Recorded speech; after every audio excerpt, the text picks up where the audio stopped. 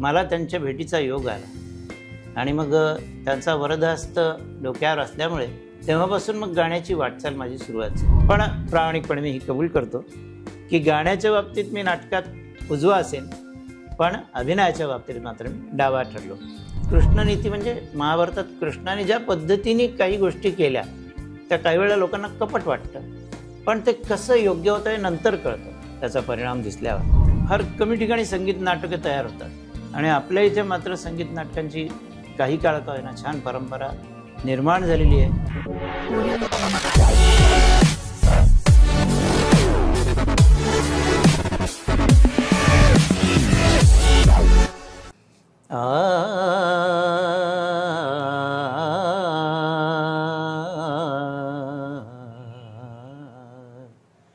प्रथम तुला वंदितो कृपाळा, प्रथम तुला वंदितो कृपाळा, गजानना गणराया, प्रथम तुला वंदितो कृपाळा, प्रथम तुला वंदितो. सिंदूरवदना विद्याधीशा, सिंदूरवदना विद्याधीशा, गणाधिपा वत्सला, गणाधिपा वत्सला. तूच ईश्वरा साह्य करावे, तूच ईश्वरा साह्य करावे, हा भव सिंधू तराया. प्रथम तुला वंदितो कृपाळा, प्रथम तुला वंदितो. वा वा वा वा वा, क्या बात आहे दुष्यंतजी. रसिक मित्रांनो, आपल्या मल्हार कम्युनिकेशन्स प्रस्तुत हॉबी डू बी डू अर्थात एक तरी छंद असावा या आपल्या लोकप्रियतेचं शिखर गाठलेल्या या संवाद कट्ट्याचे अतिथी आहेत सुरेल गायक, जे आपल्या उत्तम संगीत साधक आहेत. त्यांची म्हणजे जवळजवळ 60 पार केलेले हे गृहस्थ आहेत आणि गायक म्हणून तर त्यांचा लौकिक आहेच मित्रांनो, पण एक उत्तम गुरु मार्गदर्शक म्हणून सुद्धा त्यांनी जे काही योगदान दिलेलं आहे ते फार फार महत्त्वाचं आहे, रचनात्मक स्वरूपाचं आहे. सांगीतिक क्षेत्रामध्ये समर्पित भावनेनं काम करणं हे सोपं नसतं. संस्कार भारती असेल किंवा अन्य संस्था असतील, ओंकारसारखी संस्था असेल, तर ते गेल्या अनेक वर्षांपासनं 30पेक्षा जास्त वर्षांपासनं या सांगीतिक क्षेत्रामध्ये कार्यरत आहेत. आणि आज आपला खरंच योग चांगला आहे की आज आपले संवाद कट्ट्याचे दुष्यंत जोशी सर हे अतिथी आहेत. आणि मित्रांनो, आजचा विषय आहे सुगम ते शास्त्रीय संगीत. सर, आमच्या मल्हारच्या अख्ख्या टीमच्या वतीनं आपलं सहर्ष स्वागत. 64 कला आणि 14 विद्यांचा अधिपती असलेला श्री गणेश, त्याला वंदन करून अत्यंत शुभंकर प्रासादिक अशी सुरुवात आपण केलेली आहे, नाही का? तर पण आता याला धरूनच मी पटकीन तुम्हाला प्रश्न करतो की सुगम ते शास्त्रीय असा थोडासा उलटा प्रवास आहे. ते आपल्या रसिक मित्रांना नक्की ती औत्सुक्य असेल की काय नेमकं घडलंय, सो उलट कसं झालंय. पण वसा वारसा बालपण हा आमचा नेहमीचा प्रश्न असतो आमच्या बाजूने, बरोबर? तर त्याविषयी जरा सांगा प्लीज. साधारणतः 80च्या दशकामध्ये म्हणजे 78ला माझी 10वी झाली. तोपर्यंत घरामध्ये संगीताचं वातावरण होतं. वडील उत्तम हार्मोनियम वाजवायचे आणि माझ्या अनेक कार्यक्रमांना ते साथही करायचे.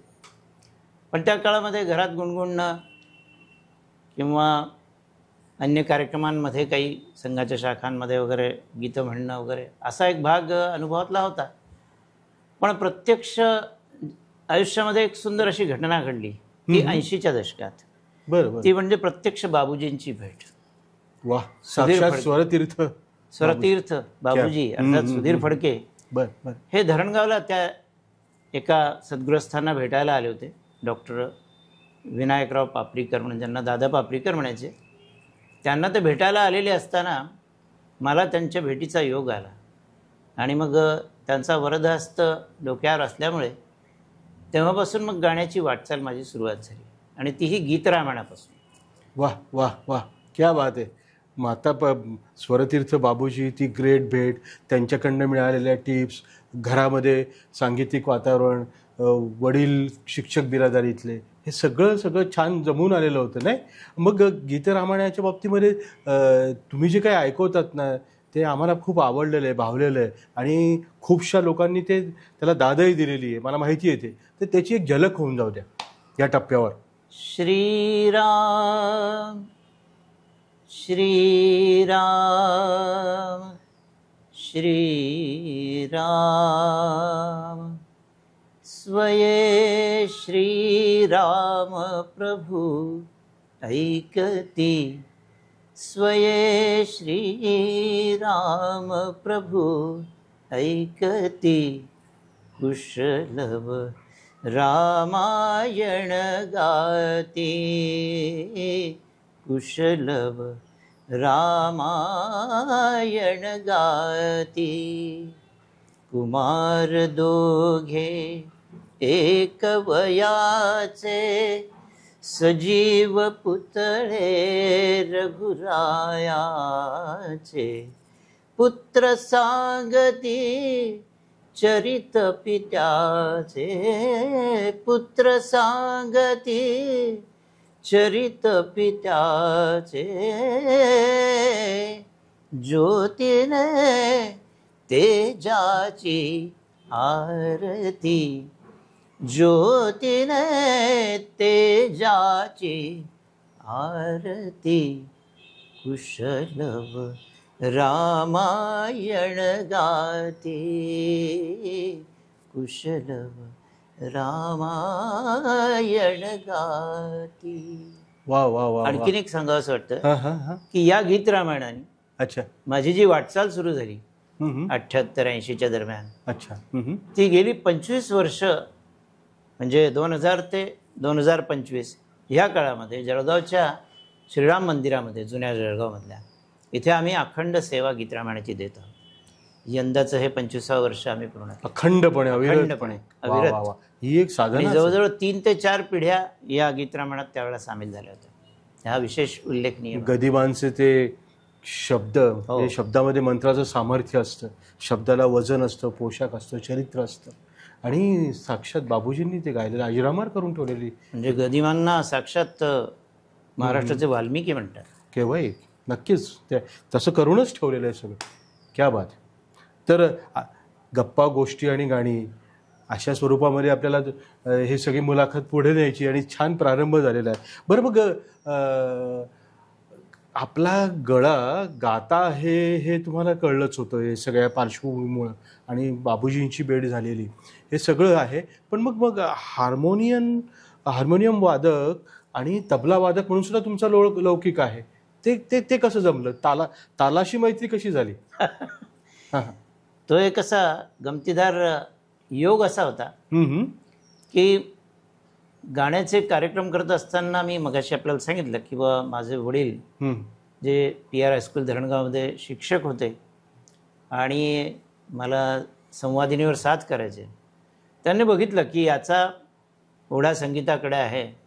घरात त्यांनी हार्मोनियम आणि तबला आणून ठेवला आणि त्यांनी पाहिला की याचा हात इकडे पण चालतो आहे आणि या वाद्यावर पण चालतो आहे. आणि मग त्यांनी हळूच त्यातनं पाय काढता घेतला की मी आता काही तुला हार्मोनियमची साथ संगत करणार नाही, तुझं तू बघ. आणि मग त्या याच्याने थोडंसं नाराजीत नको होईना मी हातात हार्मोनियम घेतली, वाजवायला लागलो. पण तबल्याला मात्र जरी मला साधारण अंदाज होता तरी 2000-2001 पासून मी जसे क्लासेस सुरू केले साखरवाडी महाबळमध्ये, त्यावेळेला असं लक्षात आलं की आपण आत्तापर्यंत बघतो आहोत की जळगावमधले जे क्लासेस आहेत हे सगळे क्लासेस हे तबलजींवर अवलंबून असतात. तबलजी येईल तरच क्लास होईल, तबलजी आला नाही तर क्लास होणार नाही, अशी ती सगळी परिस्थिती मला बघितल्यावर मी म्हटलं नाही, आपण तबला वाजवून गाणं डेव्हलप केलं पाहिजे. मग साधारण तेव्हापासून असं ठरवलं की हार्मोनियमवर विद्यार्थ्यांना राग समजावून द्यायचा, गाणं समजावून द्यायचं आणि मग मात्र आपण तबल्यावर साथसंगत करायची. आणि त्यावेळेला इलेक्ट्रॉनिक तानपुरा आपल्याकडे एक खानोरे म्हणून सारंगी वादक होते बुजुर्ग, बाबा खानोरे. वा. तर त्यांनी आपल्या भागातल्या लोकांसाठी अतिशय स्वस्त असं, ज्या वेळेला 5,000चं इन्स्ट्रुमेंट बाजारात होतं त्यावेळेला त्यांनी 500 रुपयाचं इन्स्ट्रुमेंट जळगावमध्ये निर्माण केलं. आणि त्याचा उपयोग करून मग मुलांना क्लासिकल शिकवणं, गाणं शिकवणं आणि मग त्यांच्याबरोबर हळूहळू ठेके वाजवायला शिकणं. अर्थात माझा योग त्याहून आणखीन सुंदर असा की माझे जे शेजारी होते 4 घरं सोडून, ते साक्षात पंडित जयंत नाईक होते. आता दुर्दैवाने ते आपल्यात नाही आहेत, पण त्यांचा आणि माझा अतिशय चांगला घरोबा होता. आणि दीर्घकाळ त्यांच्या सहवासात राहिल्यामुळे तालाची सूक्ष्म समज अशी मला त्यांच्या आशीर्वादाने मिळाली, असं मी अभिमानाने सांगू शकतो. हे पंडित स्वर्गीय जयंत नाईक यांचा आपण उल्लेख केला. त्यांना सुद्धा आपल्या हे सगळे एपिसोड्स बघायचे आणि खरं म्हणत मला ते राजा म्हणायचं आणि मी आल्यानंतर आपण बोलू, मला आवडेल वगैरे. त्यांनी अपर्णा भट वगैरे आमचे सगळे मागचे एपिसोड्स बघितलेले होते, त्यांना इंटरेस्ट होता. ते दुर्दैवाने तो योग नाही आला. त्यांच्या समवेत तुम्ही आपण हे सगळं, आणि आकाशवाणीने खूप दिलंय आपल्याला, खूप प्रचंड, खूप. काय तुम्ही मान्यताप्राप्त कलावंत आहात. हो. काय सांगाल आकाशवाणीच्या बाबतीत, जळगाव आकाशवाणीच्या बाबतीत? जळगाव आकाशवाणीत मला संधी मिळाली की खरं जयंत नाईक सरांमुळेच मिळाली. बर. आणि त्यांनी धरणगावला एका कार्यक्रमानिमित्त त्यांचं ज्यावेळेला येणं झालं त्यावेळेला त्यांनी सांगितलं की बा, अरे तुझ्यात चांगली कला आहे, तू चांगला गातोस, तर तू आकाशवाणीला का नाही ऑडिशन देत. अच्छा. पण त्यावेळेला भीती वाटायची किंवा आपलं अभ्यास नाही, आपलं होईल की नाही. पण त्यांच्या मदतीने ती 16 गाणी तयार करणं आणि अनरेकॉर्डेड कंपोजिशन्सवर थोडं काम सुरू झालं. त्यांच्या काही ओळखीच्या चाली वगैरे अशा मिळाल्या आणि आकाशवाणीची मान्यता मला मराठी आणि हिंदी दोन्ही याच्यात मिळाली होती. वा.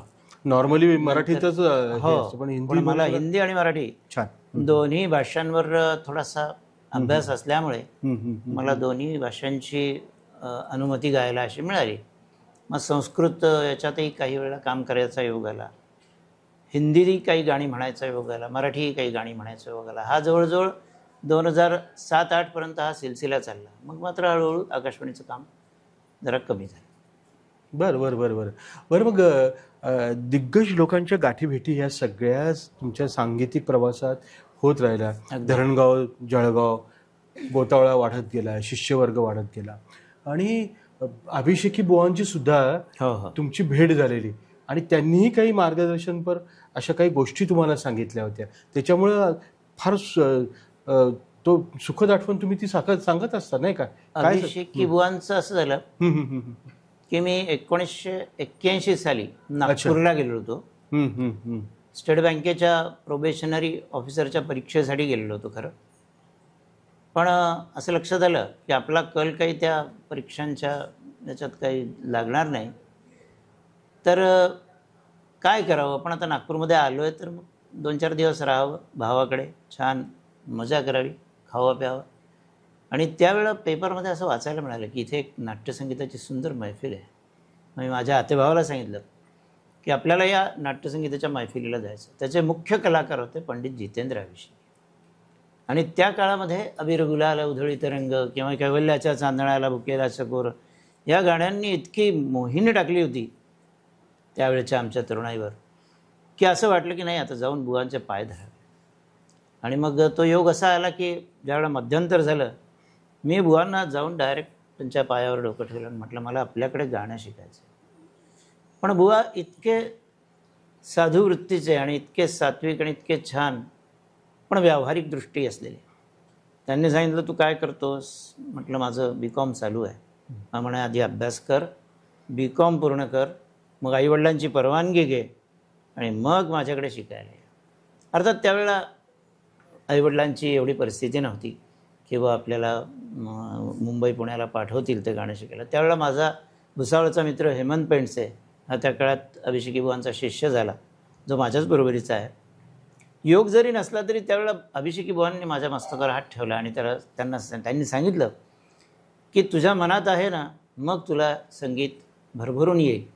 त्यामुळे कुठेही असलास तरी माझ्या भेटीला यायला विसरू नको. आणि योग असा आला की देशदूतमध्ये मी ज्यावेळेला 84-85 साली कामाला होतो सहसंपादक म्हणून, त्यावेळेला अभिषेकी बुवांची मैफिल ओझरला होती. ओझर टाउनशिपमध्ये. हां, टाउनशिपला. तर तिथे संगीत संमेलनामध्ये योग असा की हेमंत बरोबरचा दुसरा तानपुरा वादक हा पाय दुखत असल्यामुळे, म्हणजे गुडघ्याला बसून बसून त्रास झालेला असल्यामुळे तो नाही म्हणाला. आणि त्या हेमंताला मी समोर दिसलो. त्याने मला बोलवलं आणि अभिषेकी बुवांच्या मागे तानपुरावर बसायचा योग आला. असा सुंदर अभिषेकी बुवांचा संपर्क, सत्संग, आशीर्वाद असा लाभल्यामुळे मी धन्य स्वतःला समजतो. वा वा, लाख मोलाचं आहे हे सगळं. बरं मग म्हणजे त्यांनी काही, त्यांच्या काही ज्या रचना आहेत किंवा त्यांनी जे काही अजरामर करून ठेवलेल्या गोष्टी आहेत, गाणी आहेत, त्याची सुद्धा झलक, जी 2 गाणी तुम्ही जे सुरुवातीला म्हटले होती त्यापैकी एक जर ऐकवलं तर मजा येईल. जरा बघा आपण, म्हणजे कुठलं तुमच्या आवडीचं गाणं होऊन जाऊ द्या.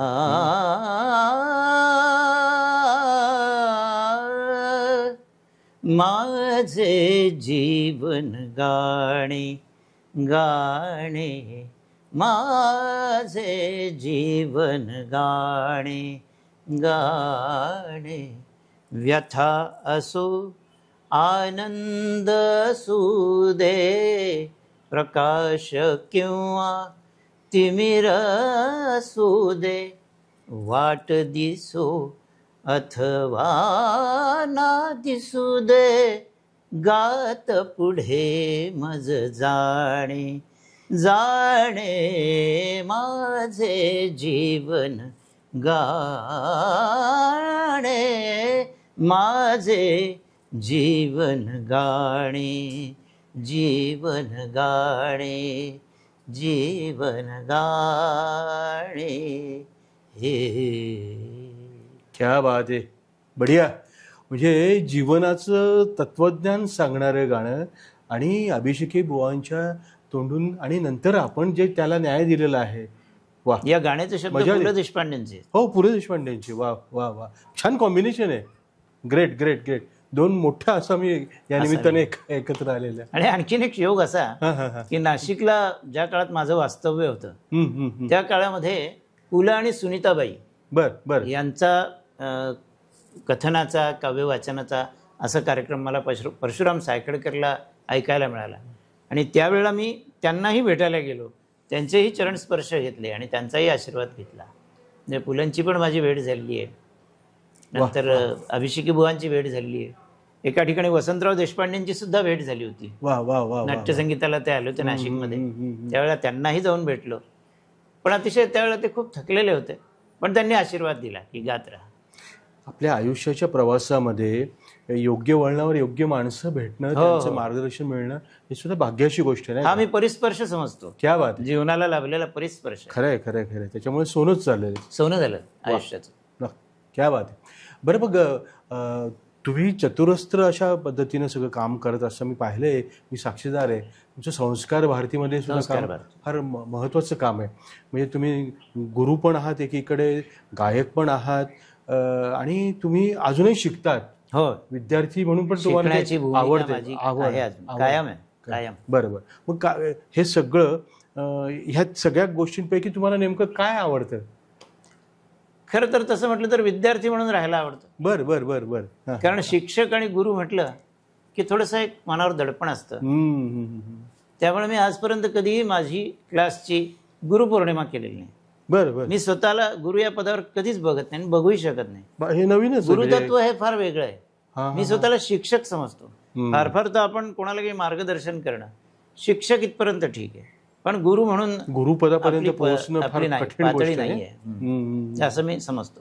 त्यामुळे शिकण्याची माझी प्रवृत्ती आजही कायम आहे. माझ्याकडे येणाऱ्या अगदी तरुण मुलामुलींकडनं देखील मी बरंच काही शिकत असतो. आता माझ्या कालच्याच कार्यक्रमात ज्या तरुण मुली गायल्या, अतिशय सुंदर गायन, अतिशय सुंदर त्यांची तयारी, त्या सगळ्यांकडनं मला बरंच काही शिकायला मिळालं असं मी समजतो. खरे खरे खरे खरे. नाही, हे या पद्धतीनं सांगीतिक क्षेत्रामध्ये ह्या गोष्टी फार दुर्मिळ हो, नाही का? बरं, बघ आजच्या ह्या सगळ्या डिजिटल युगामध्ये सगळे शॉर्टकट्स आपले सगळे ते सगळं सुवर्ण कालावधी होता. ओल्ड इज गोल्ड आपण म्हणतो. खरं तेव्हाचे सगळे ते बांधणं, ते त्याचे समर्पित भावनेनं, तेव्हा ते लाईव्ह म्युझिक यांचं सगळं. पण आता जरा कोराओकेमुळे म्हणजे लोक आकर्षित होत आहेत, पण ते शेवटी जे ओरिजिनल असतं ते प्युअर जे म्हणतो आपण. करेक्ट. काय सांगाल? कराओके हे आता अलीकडेच जे साधन आहे, बर बर बर विरोध असं नाही, पण मला असं वाटतं की आधी प्रत्येक कलाकाराने आपला गळा तयार केला पाहिजे. त्याला तालाची, लयीची, नंतर काव्याची, भाषेची, त्यातल्या सौंदर्य स्थळांची, संगीतातल्या बारकाव्यांची, भावभावनांची अशी सगळी नीट ओळख पटल्यावर मग त्यांनी त्या साधनाला हात घालावा. कारण काय होतं की ॲक्च्युअल जे कराओके सिस्टीमच्या माध्यमातून एखादं गाणं रेकॉर्ड केलेलं, ती धून आपल्याला मिळते, त्याच्यावर ज्यांनी मेहनत केलेली ती इतकी महान मंडळी आहेत. मोहम्मद रफी असतील, किशोर कुमार असतील, लता दिदी असतील, किंवा मराठीतले सुधीर फडके असतील, अरुण दाते असतील, या सगळ्यांची प्रचंड मेहनत होऊन ती गाणी बाहेर आलेली आहे. आणि आपण अगदी सहज ते विसरून चटकन मी आपल्या व्हॉइस ऑफ अमुक तमुक ढमुक अशा पद्धतीने जी मांडणी होते किंवा त्याचा प्रचार प्रसार होतो, तसं होऊ नये एवढीच प्रामाणिक इच्छा आहे. करावं की काही वाईट नाही, पण हार्मोनियम तबल्याच्या संगतीमध्ये, तानपुऱ्याच्या संगतीमध्ये तुमच्या गाण्याला जो एक प्रकारचा निखार येतो, जो सुगंध असतो, क्या बात आहे, त्या सुगंधामध्ये समोरच्याला प्रभावित करण्याची ताकद असते. आणि ते शेवटी अभिजात सगळे भारतीय. म्हणजे मध्यंतरी आम्ही एक कार्यक्रम केला होता, राग एक रंग अनेक. वा. त्याच्यामध्ये मी सांगितलं की आम्ही काही गाणी मुद्दाम कराओकेत ठेवलेली आहे. आम्हाला बऱ्याच जणांनी विचारलं की तुम्ही तर हार्मोनियम तबल्यावर गाणारी मंडळी आणि तुम्ही या मोहात कसे पडले. म्हटलं प्रश्न मोहात पडण्याचा नाही आहे, आम्हाला या पण साधनाचा उपयोग करता येतो, आम्ही त्याला त्याज्य मानत नाही. पण खरा बेस जो आहे तो हार्मोनियम, तबला, तानपुरा ही बेसिक वाद्य आहे. आणि त्याच्यावर जर तुमचं नीट लक्ष असलं किंवा ते घेऊन जर तुम्ही चांगलं काम करू शकलात तर मग तुमचं आयुष्य बिनबोभाट पुढे जाऊ शकतं. कारण शेवटी संगीत हे प्रवाह आहे नदीसारखा. होय होय, सुरसरिता आहे ती. खरंय खरंय खरंय. असं आणि आपण या जे शब्द सुरांचे सांगाती आहात, अत्यंत घट्ट असं नातं आपलं आहे. बरं, मग आपला जो विषय आहे सुगम ते शास्त्रीय, तर मग हे कसं घडलं नेमकं? सुगम संगीतातनं जसं माझं मगाशी सांगितलं की शालेय जीवनात मी ही गाणी म्हणायला लागलो, महाविद्यालयीन काळामध्ये मी ही भावगीतं, भक्तिगीतं, नाट्यगीतंसुद्धा मी म्हणायला लागलो. त्या काळात तसं विचार केला तर खरंच मला तालांचे बारकावे माहीत नव्हते, त्यामागचे गाण्यांमागचे राग कोणते हे माहिती नव्हतं. पण एक असा योग आला, नाशिकला ज्यावेळेला मी शिकायला गेलो, मी माझ्या भावाकडे ग्रॅज्युएशनच्या निमित्ताने शिकायला गेलो, तिथे मी एका स्पर्धेमध्ये भाग घेतला. ते माझ्या आयुष्यातलं तसं म्हटलं तर एक फार मोठं धाडस होतं. त्या ठिकाणी स्पर्धेमध्ये मी ख्याल गायनामध्ये आपली एंट्री दिली. त्यावेळेला ख्याल गायन काय असतं मला काही माहीत नव्हतं. पण मी त्या ठिकाणी एंट्री टाकल्यावर तिथे जी कोणी मंडळी ती नाशकातली की अरे हा गळा चांगला आहे, समज थोडी कमी जास्त असेल पण गळा चांगला आहे. मग त्यातल्या एकांनी मला विचारलं तू कोणाकडे शिकतोस? मी म्हटलं मी अजून शिकत नाही, मला नाशकात म्हटलं गाणं शिकायचं आहे. मग एक मला गुरु भेटले जे आत्ता नाही आहेत, पंडित रामभाऊ कुलकर्णी, ग्वाल्हेर घराण्याचे जे विनायक बुवा पटवर्धन होते त्यांचे हे शिष्य. त्यांनी मला काही काळ गाणं शिकवलं, त्यांच्याकडे मी रागदारीची तालीम घेतली आणि नंतर मात्र मग म्हणजे मला थोडीशी समज आली असं मी समजतो, थोडीशी, जास्त नाही. अतिशय विनम्र भावाने आपण व्यक्त होत आहे, ठीक आहे. पण मग परत ह्या सगळ्या याच्यावर अजून एक ह्या टप्प्यावर छान रंगतदार अशी सगळी आपली मैफिल चाललेली आहे. तर एक झलक परत सुगम संगीताच्या बाबतीमधली. सुगम म्हणजे भावगीत की तुमच्या याच्यात? अच्छा, नाट्य, हां, ते पण फ्लेवर चालेल. कारण नाट्यसंगीत अवघडच आहे. माझ्या आवडीच्या भागामध्ये क्लासिकल आणि नाट्यसंगीत हा जास्त आहे भाग. जरूर मग ते पण. त्यामुळे सुधीर फडकेंना, बाबूजींना मी फॉलो केलं, अभिषेकी बुवांना फॉलो केलं.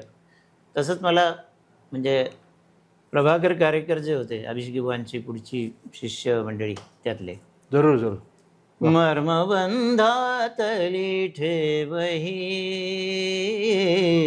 मर्मबंधातली ठेवही, प्रेममय ठेवी जपोनी सुखाने दुखवी जीव ठेवी जपोनी सुखाने दुखवी जीव बंधातली ठेवही मर्मबंधातली ठेवही हृदयांबुजिलीन लोभी अनिहा हृदयांबुजिलीन लोभी अनिहा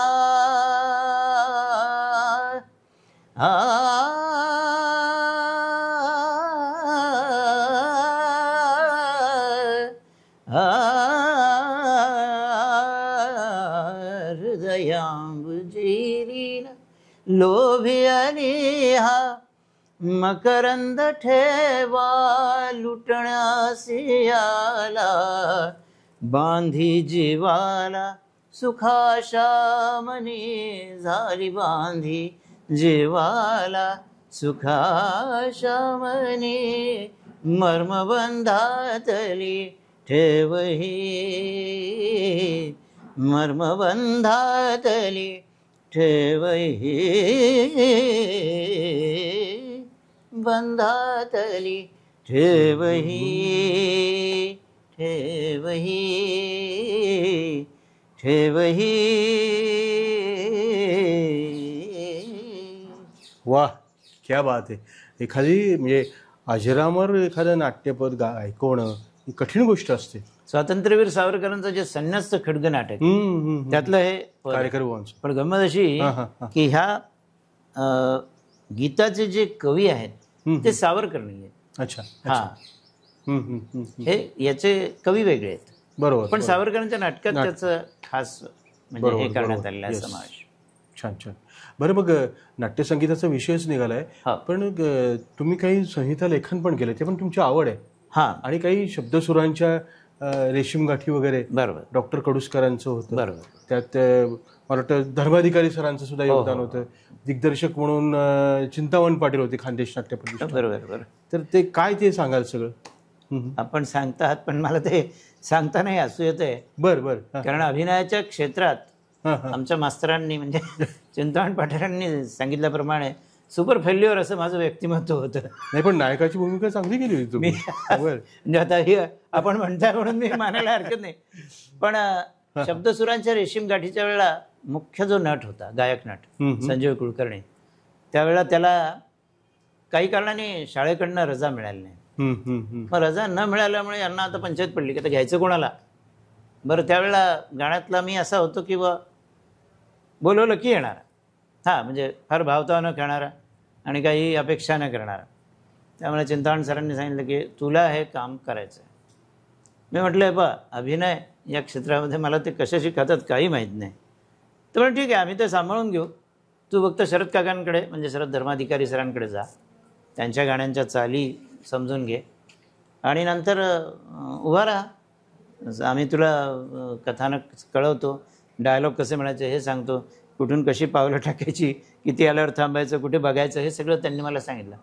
पण प्रामाणिकपणे मी ही कबूल करतो की गाण्याच्या बाबतीत मी नाटकात उजवा असेन, पण अभिनयाच्या बाबतीत मात्र मी डावा ठरलो. नाही, पण म्हणजे हे सगळं शेवटी ह्या पूरकच गोष्टी आहे की नाही. संगीत सर्वसमावेश अशी गोष्ट असली तरी पण या सगळ्या पूरक गोष्टी आहेत. पण एक चांगला अनुभव होता. त्यामुळे चिंतामण पाटील सर आणि धर्माधिकारी सरांनी माझ्यावर पुढच्या एका कल्याणी नावाच्या नाटकाची जबाबदारी टाकली. त्या कल्याणी नावाच्या नाटकामधल्या पदांना मी चाली दिल्या. डॉक्टर कडुसकरांचेच शब्द होते. अच्छा. त्यानंतर निर्मल कलंक नावाचं एक नाटक होतं, नाशिकचे लेखक होते आणि विवा शिरवाडकरांची गाणी होती. तर त्यातल्या गीतांनासुद्धा चाली देण्याचा मला योग आला आणि ते नाटक रत्नागिरीला म्हणजे चांगल्या प्रकारे गाजलंही, त्याचंसुद्धा कौतुक चांगलं झालं.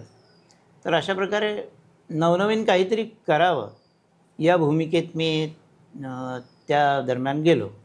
मगाशी तुम्ही जे विचारला की त्यावर मी जरा विचार केला की ठीक आहे, आपलं अभिनय हे क्षेत्र नसेल, परमेश्वराने कदाचित आपल्याला त्यासाठी निर्माण केलं नसेल, पण लेखन तर आपण करू शकतो. देशदूतमधला जो लेखनाचा अनुभव होता 3-4 वर्षातला, त्या आधारावर मी ठरवलं किंवा आपण काहीतरी लेखन करावं. मग मी महाभारतातलं कृष्ण हे पात्र घेऊन कृष्ण नीती, या कृष्ण नीती म्हणजे महाभारतात कृष्णाने ज्या पद्धतीने काही गोष्टी केल्या त्या काही वेळा लोकांना कपट वाटतं, पण ते कसं योग्य होतं हे नंतर कळतं त्याचा परिणाम दिसल्यावर. तर त्याच्यावर मी थोडासा विचार केला. घरात वडिलांनीही मला बरंच मार्गदर्शन केलं, जे आता नाही आहेत सध्या. आणि वेळोवेळी चिंतामण पाटलांना मी दाखवलं की बघा हे असं असं करतो. तर त्या पद्धतीने आणि मग त्याच्यात गाणी लिहून असं मी ते 1.25 तासाची अशी ती छान एकांकिका तयार केली, कृष्ण नीती. आणि त्याच्याबरोबरच पांडुरंग घांगरेकरांचं सुदाम, कृष्ण सुदाम असं एक छान एकांकिका, अशा 2 एकांकिका त्यावेळेला बालगंधर्वमध्ये सादर झाल्या. आणि माझ्या भाग्याने अशोक पत्की जे संगीतकार आहेत त्यांनी त्याचं उद्घाटन केलं. वा वा वा वा. काही करावं असं मनात असं वाटतं की काहीतरी आपल्याकडनं आणखीन चांगलं व्हावं या क्षेत्रात. संगीताच्या क्षेत्रात तर मी काही ना काही करत असतो, शांत बसत नाही. अच्छा. शांत न बसण्याची प्रवृत्ती असल्यामुळे. पण नाटक या क्षेत्रामध्ये माझी मनापासून अशी इच्छा आहे की कोणीतरी एक छान मोठं असं 3 तासाचं फुल फ्लेज संगीत नाटक लिहावं, ज्याच्यामध्ये मला मुख्य गायक नटाची भूमिका द्यावी आणि अभिनयाचं जे काय माझ्यात खरं असेल, जर काय असेल तर ते त्यांनी बाहेर काढून घ्यावं आणि त्या नाटकात त्याचा उपयोग करून ते छान कथानक इतरांच्या संगतीने असं रंगवावं. ही एक छान इच्छा आहे मनामध्ये. हे व्हायला पाहिजे. नाही म्हणजे आणि ते काही गैर नाही आहे. म्हणजे सांगीतिक क्षेत्रातल्या एखाद्या 63 वर्षाच्या साधकाने अशी इच्छा व्यक्त केलीच पाहिजे. आणि ते संगीत नाटकाच्या बाबतीमध्ये तसं आपलं खानदेश मागेच आहे नाही का, तर ते आपली अपेक्षा ही अतिशय रास्त आहे. तरी आपण भाग्यवान असे आहोत की नागपूरपासून मुंबईपर्यंत किंवा चांदा ते बांदा जे म्हणतात, अच्छा, या याच्यामध्ये फार कमी ठिकाणी संगीत नाटकं तयार होतात. म्हणजे नागपूरला होत असतील, मधल्या कुठे होतात की नाही मला माहिती नाही, नाशिकला सुद्धा होत नाही. आणि आपल्या इथे मात्र संगीत नाटकांची काही काळ का होईना छान परंपरा निर्माण झालेली आहे. ती आजही चालू आहे. आता येत्या काही दिवसात सुद्धा एक समोर संगीत नाटक नवीन येतं आहे. त्यामुळे आपल्याला तो एक छान वारसा असा लाभलेला आहे. नक्की. आपल्याकडे खरं तर वेळेची मर्यादा आहे. आमच्या रसिक मित्रांना तुम्हाला म्हणजे सलग असं ऐकत राहावं असं वाटणारच आहे, स्वाभाविक आहे. कारण जर्नी फार मोठी आहे आणि योगदान पण फार महत्त्वाचं आहे. तर तुमचे सगळे संकल्प सिद्धीला जावो, तुमच्या हातून असंच सांगीतिक सेवा होत राहो अशी परमेश्वर चरणी. आणि सध्या शारदीय नवरोत्सव चाललाय, तर आई जगदंबेच्या चरणी सुद्धा आपण प्रार्थना करूया. आणि याची सांगता सुद्धा जशी प्रारंभ सुरेल असा झाला, शुभंकर झाला, तसं सुरेल अशी सांगता होऊन जाऊ दे. नक्की. हो. नवरात्राची सांगता आहे आणि देवी मातेच्या कृपेने कालच आम्ही देवीवरच्या बंदिशींचं गायन करून एक छान सेवा जळगावकरांना सदर केली. या मुलाखतीची सांगता मी एका आगळ्या वेगळ्या अशा रचनेने करतो, ज्या रचनेचे शब्द आहेत भवानी दयानी. ही रचना कोणी केली याची कल्पना नाही, मात्र ती ज्या महान गायकीने गायली ती परधर्मीय होती तरीसुद्धा देवीची बंदिश गायली आहे. ती म्हणजे परवीन सुलताना पद्मश्री. ग्रेट. तर त्यांची ही रचना मी सादर करतो.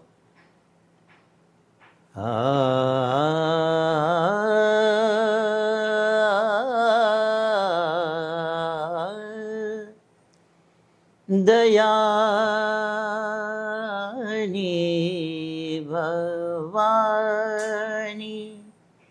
दयानी भवानी, दयानी महावाक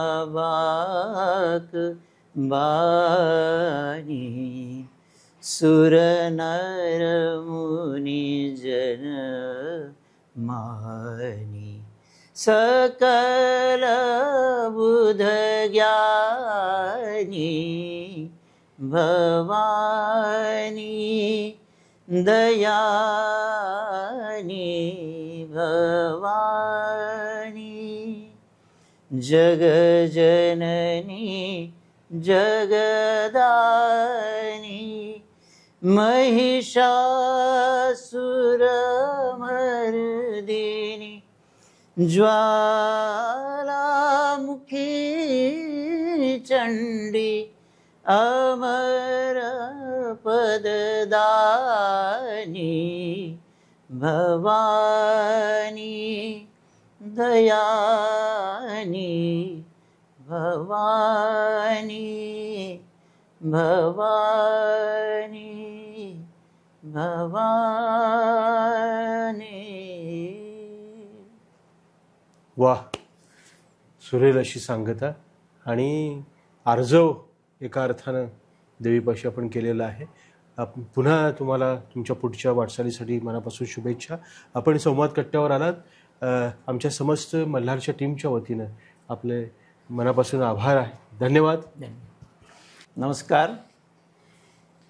हॉबी डूबी डू या मल्हार कम्युनिकेशन्स तर्फे निर्मित छंद असावा आणि त्या निमित्ताने मला आज इथे बोलण्याची, माझे सूर प्रस्तुत करण्याची संधी मिळाली. अनेक कलावंत या ठिकाणी येऊन गेलेले आहेत. देशमुख सरांनी त्यांच्या अतिशय अभ्यासपूर्ण अशा वक्तव्यातनं त्यांच्या मुलाखती घेतलेल्या आहेत. आम्हाला त्या निमित्ताने संगीताची सेवा करण्याची एक छान संधी मिळालेली आहे.